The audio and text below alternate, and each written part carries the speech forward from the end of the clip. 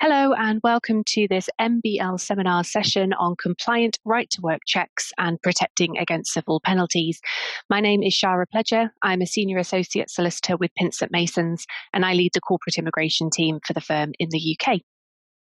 Throughout the course of today's session, we're obviously going to be focusing on right-to-work checks, taking a quick look at what's been changing over the past 12 to 18 months and perhaps even a little bit longer, and also focusing on the provisions that are in place today and how employers can best use the system to avoid any penalties for employing illegal workers.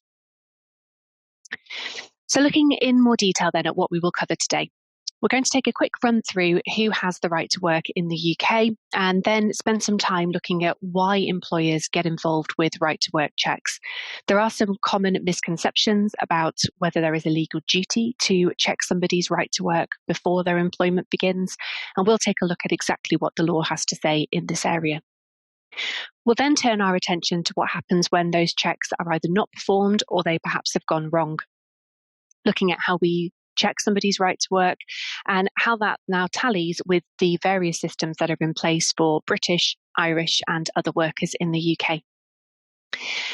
The final topic that we'll be looking at today is how the system has changed as a result of the COVID-19 pandemic, and also the system that is now in place in relation to face-to-face checks for your workers.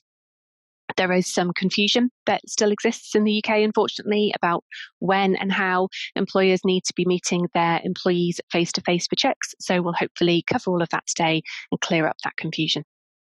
Moving to our final category of check then, that's the non-British or Irish workers and the digital checking process. Now, this is a system that's actually been enforced for quite a long period of time. So it was first introduced in the beginning of 2019 and initially only for the EEA nationals who had by that time secured their status under the EU settlement scheme. So it's something that's really been phased in now over the course of getting on for a few years.